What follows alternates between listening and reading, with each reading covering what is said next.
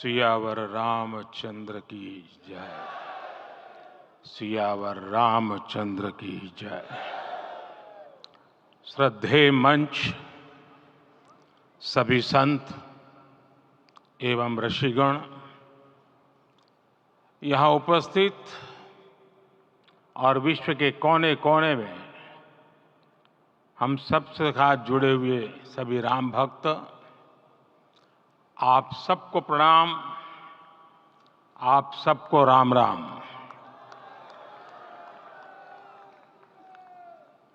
आज हमारे राम आ गए हैं।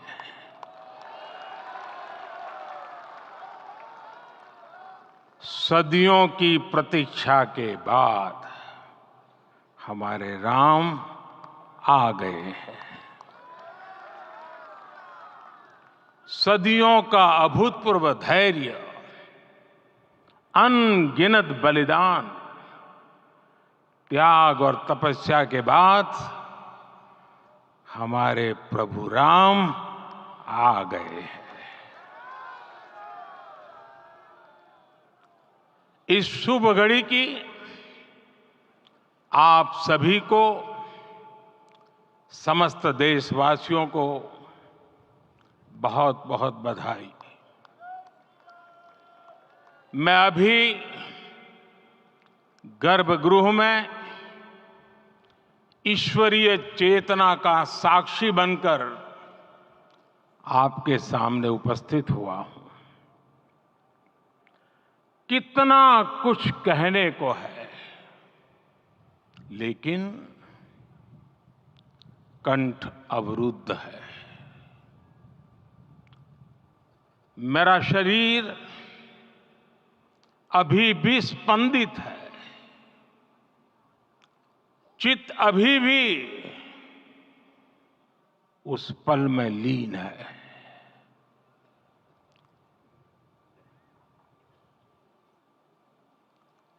हमारे रामलला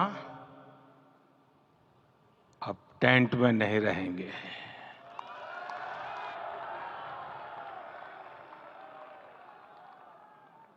हमारे रामलला अब इस दिव्य मंदिर में रहेंगे।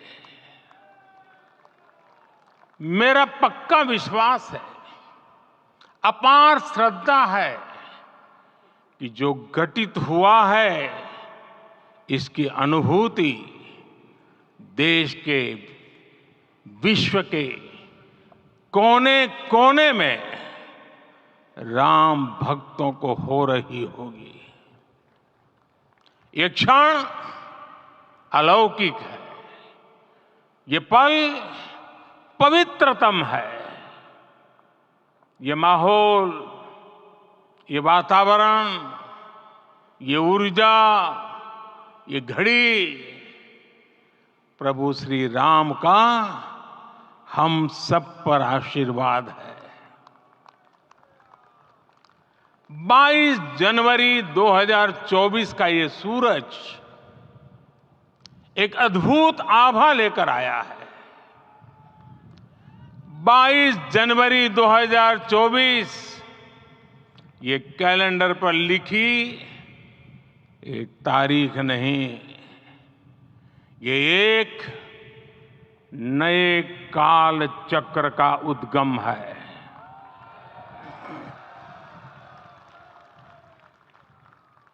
राम मंदिर के भूमि पूजन के बाद से प्रतिदिन पूरे देश में उमंग और उत्साह बढ़ता ही जा रहा था। निर्माण कार्य देख देशवासियों में हर दिन एक नया विश्वास पैदा हो रहा था।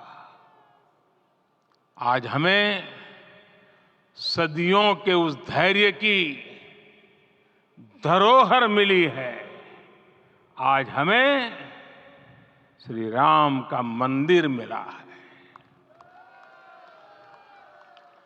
गुलामी की मानसिकता को तोड़कर उठ खड़ा हो राष्ट्र। अतीत के हर दंश से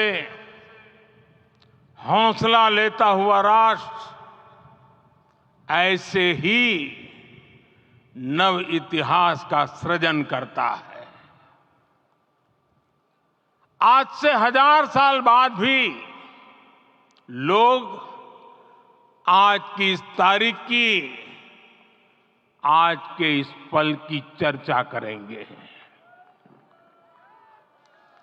और ये कितनी बड़ी राम कृपा है कि हम सब इस पल को जी रहे हैं, इसे साक्षात घटित होते देख रहे हैं। आज दिन दिशाएं, दिग दिगंत सब दिव्यता से परिपूर्ण है। ये समय सामान्य समय नहीं है। ये काल के चक्र पर सर्वकालिक शाही से अंकित हो रही अमिट स्मृति रेखाएं हैं। साथियों, हम सब जानते हैं कि जहां राम का काम होता है, वहां पवन पुत्र हनुमान अवश्य विराजमान होते हैं। इसलिए मैं राम भक्त हनुमान और हनुमान गढ़ी को भी प्रणाम करता हूं।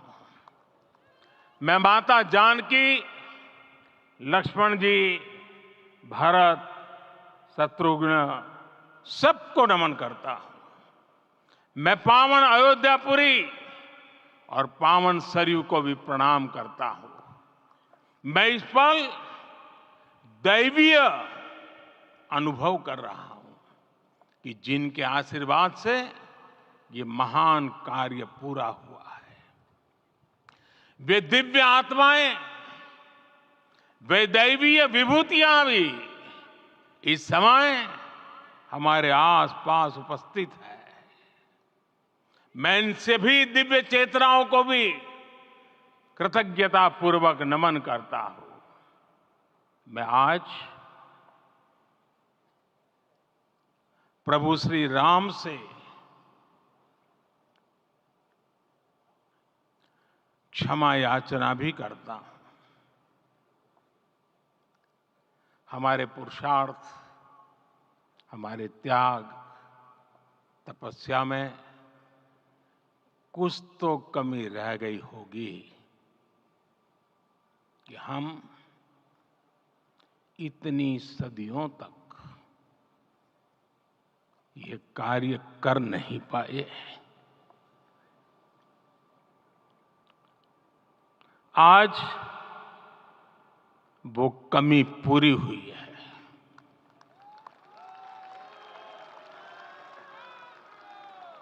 मुझे विश्वास है प्रभु राम आज हमें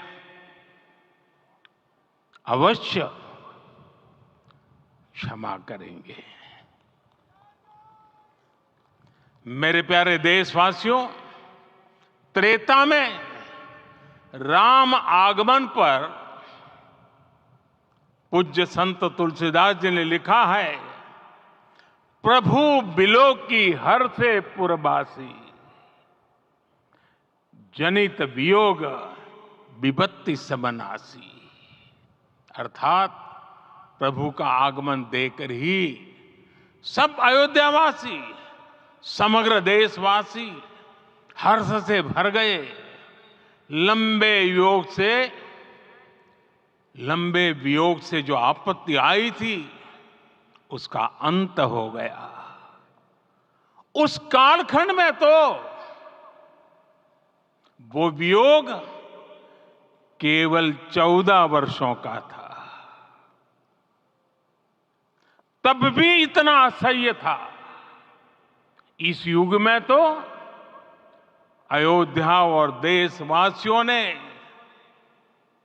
सैकड़ों वर्षों का वियोग सहा है। हमारी कई कई पीढ़ियों ने वियोग सहा है। भारत के तो संविधान में उसकी पहली प्रति में भगवान राम विराजमान है। संविधान के अस्तित्व में आने के बाद भी दशकों तक प्रभु श्री राम के अस्तित्व को लेकर कानूनी लड़ाई चली। मैं आभार व्यक्त करूंगा भारत की न्यायपालिका का, जिसने न्याय की लाज रख ली।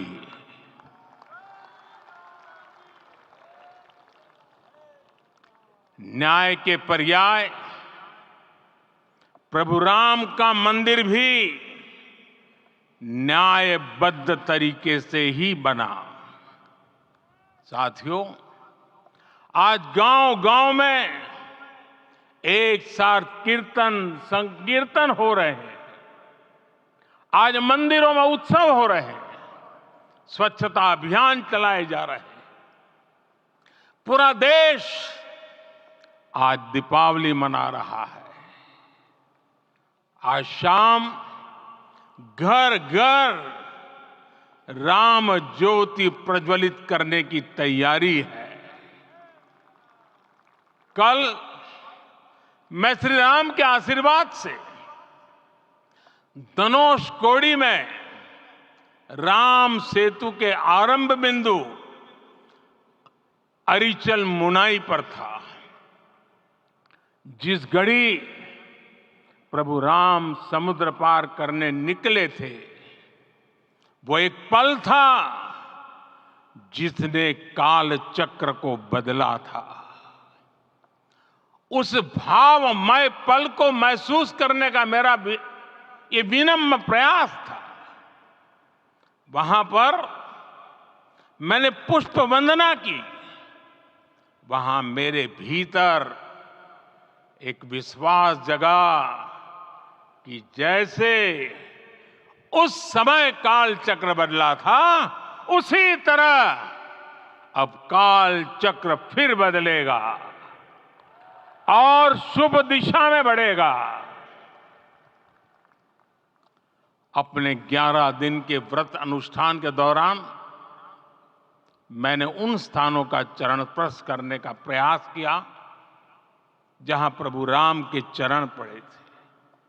चाहे वो नासिक का पंचवटी धाम हो, केरला का पवित्र त्रिपायर मंदिर हो, आंध्र प्रदेश में लेपाक्षी हो, श्रीरंगम में रंगनाथ स्वामी मंदिर हो, रामेश्वरम में श्री रामनाथ स्वामी मंदिर हो, या फिर धनुषकोडी। मेरा सौभाग्य है कि इसी पुनीत पवित्र भाव के साथ मुझे सागर से सरयू तक की यात्रा का अवसर मिला। सागर से सरयू तक हर जगह राम नाम का वही उत्सव भाव छाया हुआ है। प्रभु राम तो भारत की आत्मा के कण कण से जुड़े हुए हैं। राम भारतवासियों के अंतर मन में विराजे हुए हैं। हम भारत में कहीं भी किसी की अंतरात्मा को छुएंगे तो इस एकत्व की अनुभूति होगी, और यही भाव सब जगह मिलेगा। इससे उत्कृष्ट, इससे अधिक देश को समायोजित करने वाला सूत्र और क्या हो सकता है।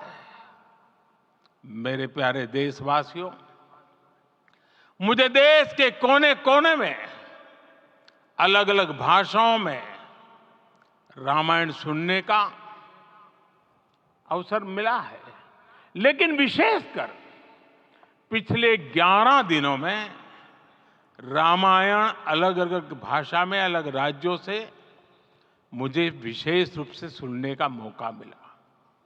राम को परिभाषित करते हुए ऋषियों ने कहा है, रमन्ते यस्मिन् इति रामः, अर्थात जिसमें रम जाए वही राम है। राम लोक की स्मृतियों में, पर्वत से लेकर परंपराओं में सर्वत्र समाये हुए हैं। हर युग में लोगों ने राम को जिया है।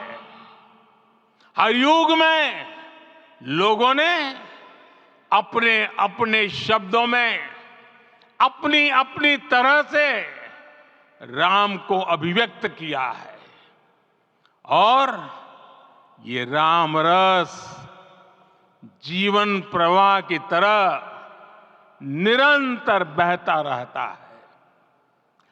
प्राचीन काल से भारत के हर कोने के लोग राम रस का आचमन करते रहे हैं। राम कथा असीम है और रामायण भी अनंत है। राम के आदर्श, राम के मूल्य, राम की शिक्षाएं सब जगह एक समान है। प्रिय देशवासियों, आज इस ऐतिहासिक समय में देश उन व्यक्तित्वों को भी याद कर रहा है जिनके कार्य और समर्पण की वजह से आज हम ये शुभ दिन देख रहे हैं। राम के इस काम में कितने ही लोगों ने त्याग और तपस्या की पराकाष्ठा करके दिखाई है। उन अनगिनत राम भक्तों के, उन अनगिनत कार सेवकों के और उन अनगिनत संत महात्माओं के हम सब ऋणी हैं। साथियों, आज का ये अवसर उत्सवता का क्षण तो है ही, लेकिन इसके साथ ही यह क्षण भारतीय समाज की परिपक्वता के बोध का भी क्षण है। हमारे लिए ये अवसर सिर्फ विजय का नहीं, विनय का भी है। दुनिया का इतिहास साक्षी है कि कई राष्ट्र अपने ही इतिहास में उलझ जाते हैं। ऐसे देशों ने जब भी अपने इतिहास की उलझी हुई गांठों को खोलने का प्रयास किया, उन्हें सफलता पाने में बहुत कठिनाई आई, बल्कि कई बार तो पहले से ज्यादा मुश्किल परिस्थितियां बन गई। लेकिन हमारे देश ने इतिहास की इस गांठ को जिस गंभीरता और भावुकता के साथ खोला है, वो ये बताती है कि हमारा भविष्य हमारे अतीत से बहुत सुंदर होने जा रहा है। वो भी एक समय था जब कुछ लोग कहते थे कि राम मंदिर बना तो आग लग जाएगी। ऐसे लोग भारत के सामाजिक भाव की पवित्रता को नहीं जान पाए। रामलला के इस मंदिर का निर्माण भारतीय समाज के शांति, धैर्य, आपसी सद्भाव और समन्वय का भी प्रतीक है। हम देख रहे हैं ये निर्माण किसी आग को नहीं, बल्कि ऊर्जा को जन्म दे रहा है। राम मंदिर समाज के हर वर्ग को एक उज्जवल भविष्य के पथ पर बढ़ने की प्रेरणा लेकर आया है। मैं आज उन लोगों से आह्वान करूंगा, आइए आप महसूस कीजिए, अपनी सोच पर पुनर्विचार कीजिए। राम आग नहीं है, राम ऊर्जा है। राम विवाद नहीं, राम समाधान है। राम सिर्फ हमारे नहीं है, राम तो सबके हैं। राम वर्तमान नहीं, सिर्फ वर्तमान ही नहीं, राम अनंत काल है। साथियों, आज जिस तरह राम मंदिर प्राण प्रतिष्ठा के इस आयोजन से पूरा विश्व जुड़ा हुआ है, उसमें राम की सर्वव्यापकता के दर्शन हो रहे हैं। जैसा उत्सव भारत में है, वैसा ही अनेक देशों में है। आज अयोध्या का यह उत्सव रामायण की उन वैश्विक परंपराओं का भी उत्सव बना है। रामलला की ये प्रतिष्ठा वसुधैव कुटुंबकम के विचार की भी प्रतिष्ठा है। साथियों, आज अयोध्या में केवल श्री राम के विग्रह रूप की प्राण प्रतिष्ठा नहीं हुई है, ये श्री राम के रूप में साक्षात भारतीय संस्कृति के प्रति अटूट विश्वास की भी प्राण प्रतिष्ठा है। ये साक्षात मानवीय मूल्यों और सर्वोच्च आदर्शों की भी प्राण प्रतिष्ठा है। इन मूल्यों की, इन आदर्शों की आवश्यकता आज संपूर्ण विश्व को है। सर्वे भवन्तु सुखिनः, ये संकल्प हम सदियों से दोहराते आए हैं। आज उसी संकल्प को राम मंदिर के रूप में साक्षात आकार मिला है। ये मंदिर मात्र एक देव मंदिर नहीं है, ये भारत की दृष्टि का, भारत के दर्शन का, भारत के दिग्दर्शन का मंदिर है। ये राम के रूप में राष्ट्र चेतना का मंदिर है।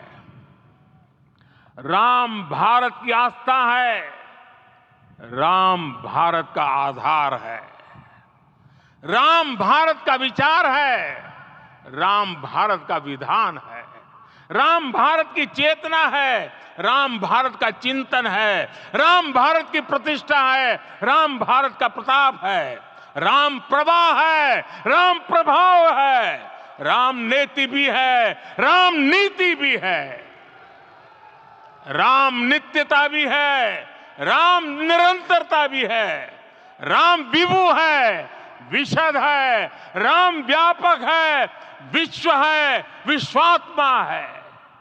और इसलिए जब राम की प्रतिष्ठा होती है तो उसका प्रभाव वर्षों या शताब्दियों तक ही नहीं होता, उसका प्रभाव हजारों वर्षों के लिए होता है। महर्षि वाल्मीकि ने कहा है, राज्यम 10 सहस्त्राणि प्राप्य वर्षाणि राघव, अर्थात राम 10,000 वर्षों के लिए राज्य पर प्रतिष्ठित हुए, यानी हजारों वर्षों के लिए राम राज्य स्थापित हुआ। जब त्रेता में राम आए थे तब हजारों वर्षों के लिए राम राज्य की स्थापना हुई थी। हजारों वर्षों तक राम विश्व पथ प्रदर्शन करते रहे थे। और इसलिए मेरे प्यारे देशवासियों, आज अयोध्या भूमि हम सभी से, प्रत्येक राम भक्त से, प्रत्येक भारतीय से कुछ सवाल कर रही है। श्री राम का भव्य मंदिर तो बन गया, अब आगे क्या? सदियों का इंतजार तो खत्म हो गया, अब आगे क्या? आज के इस अवसर पर जो दैवीय आत्माएं हमें आशीर्वाद देने के लिए उपस्थित हुई हैं, हमें देख रही हैं, उन्हें क्या हम ऐसे ही विदा करेंगे? नहीं, कदापि नहीं। आज मैं पूरे पवित्र मन से महसूस कर रहा हूं कि काल चक्र बदल रहा है। ये सुखद संयोग है कि हमारी पीढ़ी को एक कालजयी पथ के शिल्पकार के रूप में चुना गया है। 1000 वर्ष बाद की पीढ़ी राष्ट्र निर्माण के हमारे आज के कार्यों को याद करेगी।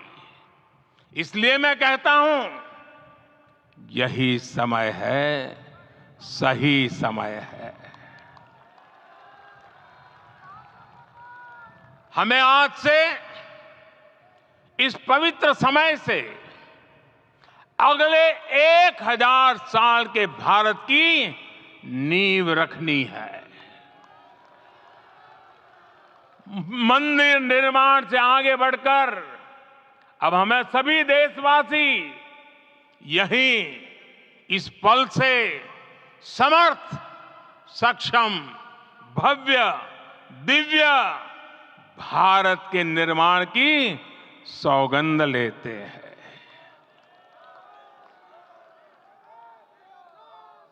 राम के विचार मानस के साथ ही जनमानस में भी हो, यही राष्ट्र निर्माण की सीढ़ी है। साथियों, आज के युग की मांग है कि हमें अपने अंतःकरण को विस्तार देना होगा। हमारी चेतना का विस्तार देव से देश तक, राम से राष्ट्र तक होना चाहिए।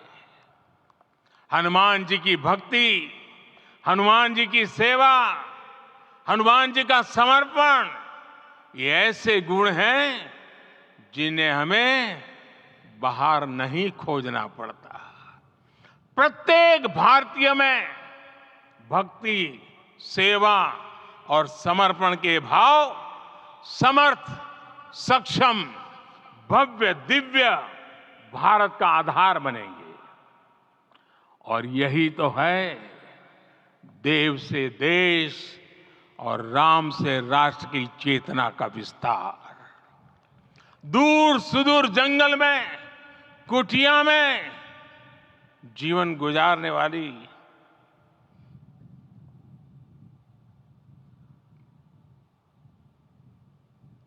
मेरी आदिवासी मां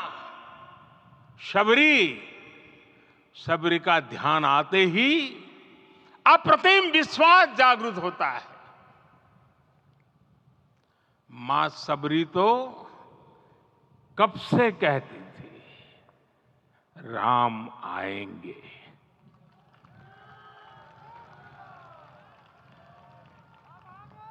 प्रत्येक भारतीय में जन्मा यही विश्वास समर्थ, सक्षम, भव्य भारत का आधार बनेगा। और यही तो है देव से देश और राम से राष्ट्र की चेतना का विस्तार। हम सब जानते हैं कि निषाद राज की मित्रता सभी बंधनों से परे है। निषाद राज का राम के प्रति सम्मोहन, प्रभु राम का निषाद राज के लिए अपनापन कितना मौलिक है। सब अपने हैं, सभी समान है। प्रत्येक भारतीय में अपनत्व की, बंधुत्व की ये भावना समर्थ, सक्षम, भव्य, दिव्य भारत का आधार बनेगी।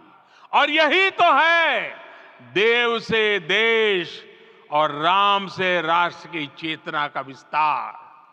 साथियों, आज देश में निराशा के लिए रत्ती भर भी स्थान नहीं है। मैं तो बहुत सामान्य हूं, मैं तो बहुत छोटा हूं। अगर कोई ये सोचता है तो उसे गिलहरी के योगदान को याद करना चाहिए। गिलहरी का स्मरण ही हमें हमारी इस हिचक को दूर करेगा, हमें सिखाएगा कि छोटे बड़े हर प्रयास की अपनी ताकत होती है, अपना योगदान होता है। और सबके प्रयास की यही भावना समर्थ, सक्षम, भव्य, दिव्य भारत का आधार बनेगी। और यही तो देव से देश और राम से राष्ट्र की चेतना का विस्तार।